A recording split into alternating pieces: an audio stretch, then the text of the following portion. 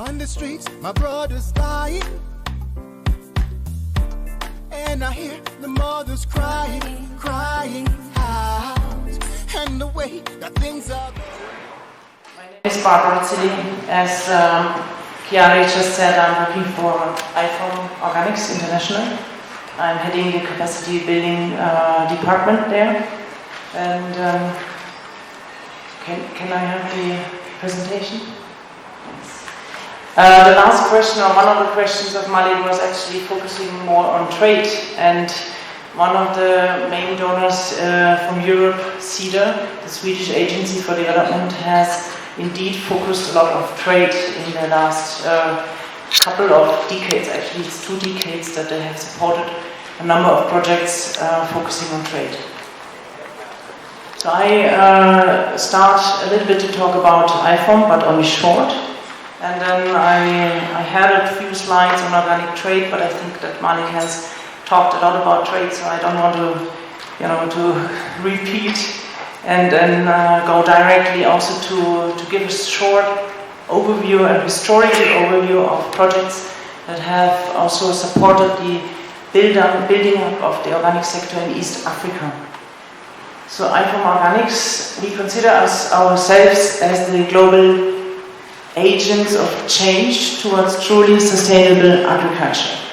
And we are actually a membership organization. We have currently around 850 members globally, and we landmarks since 1972, that was when we were founded. One of the main landmarks is the 4 principles of organic agriculture, and there are several more. We also share information. We usually have an annual statistic book with what we publish together with FIBEL about the organic sector. We link also to the global network. We have regional bodies, we support them. We have self-structured, organized bodies in different regions. We advocate at the global level, usually at the UN level. We promote verification systems from formal to informal, as for instance participatory guarantee systems, or also community-supported agriculture.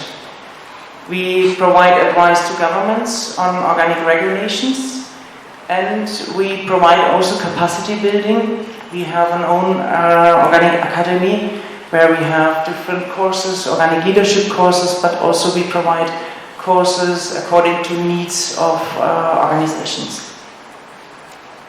Here, a short slide on the 4 principles. I guess we all know them quite well. So it's the principle of health, ecology, fairness, and care.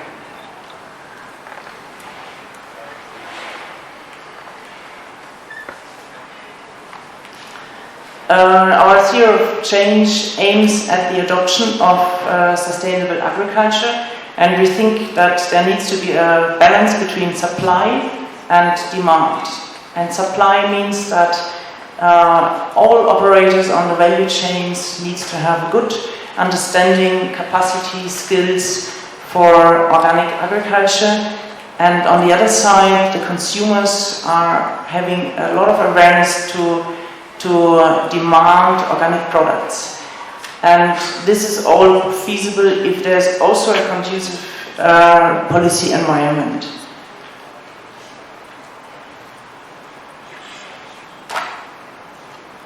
Organic agriculture, we've heard it already yesterday, has a lot of combination and connections to the SDGs at several levels. Yeah. So I don't want to go too much into detail here, and rather go directly to the overview of the different projects that CEDA also supported in East Africa. More or less in 1995, and there was not so much organic yet. Maybe one can say it started at a very low level.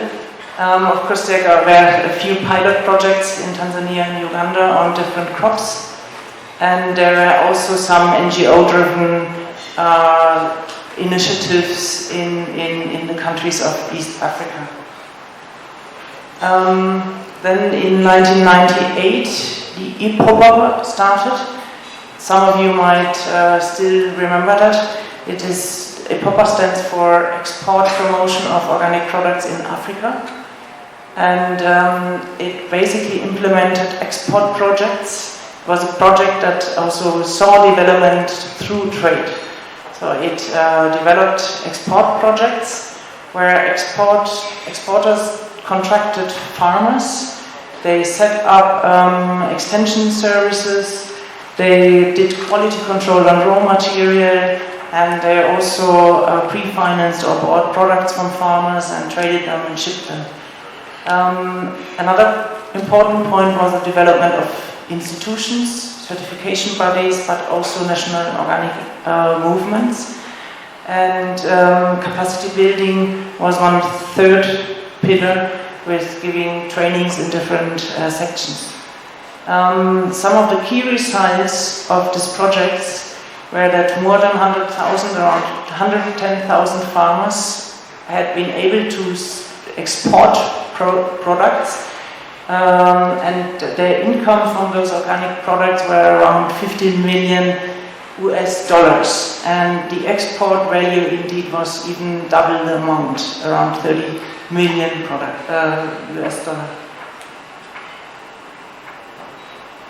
Nogramo and Tuam, the two national organic movements in Uganda and Tanzania, had been started. And farmers, of course, also benefited in terms of a better price structure. The income was increased from where there's a huge range from 20 to 300%, so it depended really much on what kind of project and so on they were part of. And what did they do with the income? They also built better houses or better schooling for their children and so on. The success factors of EPOPA actually were that, yes, you have to include the commercial sector, and there is a clear focus on the market, to make it short. So that was really the success factors, and that was also the assumption of the projects. So they have been kind of verified. At that time, it also became clear that there were a number of standards, some private and public standards, and it was very costly for farmers to deal with them. And the idea was to develop a common standard for the entire region.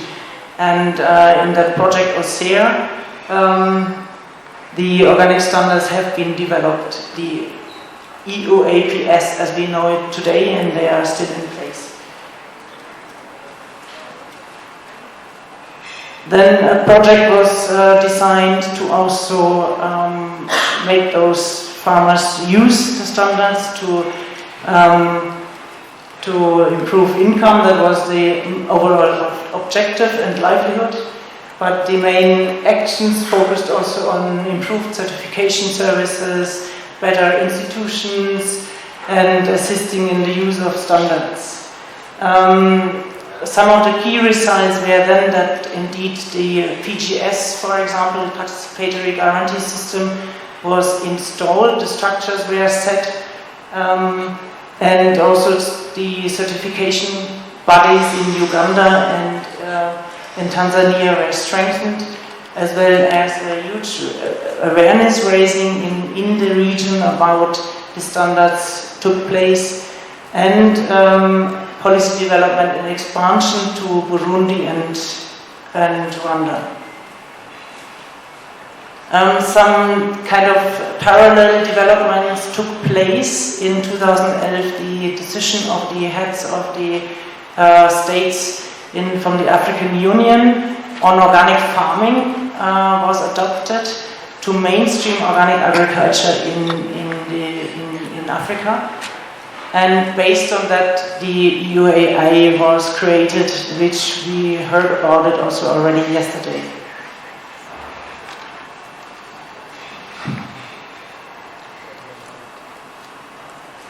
So last but not least was OTEA. OTEA is the Organic Trade and Value Chain Development Program, which is also coming to an end, basically with this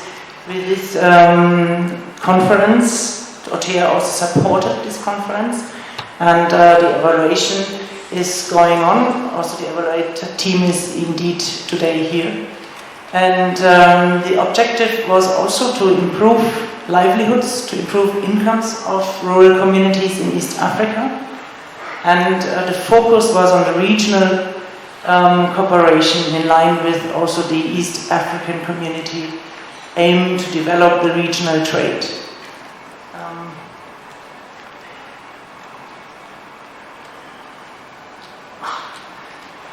The main action was indeed to consolidate the organic guarantee system in the region, to increase the regional trade and to putting the EU APS and EUAM, that's the mark, the Kilimo High. We could see it also on the products outside. Some have the mark on their products, into practice. And another one was to support the domestic market in terms of participatory guarantee system. Malik has also pointed it out. There is indeed still a lack of data. I want to show a bit later what we have achieved so far in this region. Again, the national umbrellas to support. I have a bit less time, so I'm going to the key results. There has been a lot of training and the capacities built in the organic certification bodies. A lot of inspectors have been trained. We have a functional GMC, a joint management committee, that guides and steers the PGS and also the organic guarantee system in the region.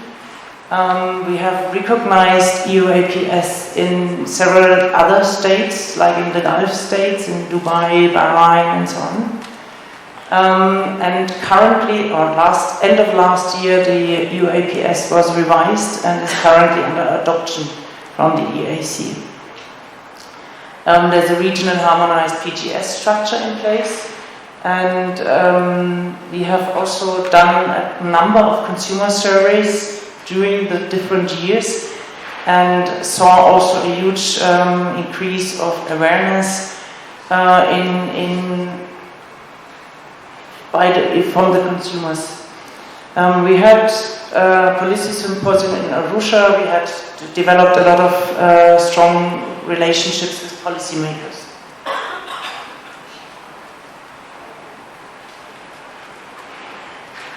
To highlight the PGS, we have a number of PGS groups that are acknowledged and also PGS under development. Altogether, there are 60 groups in the 5 countries, and they cover around 50,000 producers so far.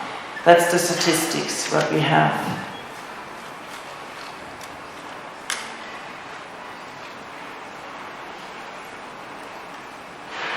We also face, of course, challenges as always, and we have the focus on export is not only sufficient. We need to look more at domestic markets. That's also what Malik has highlighted.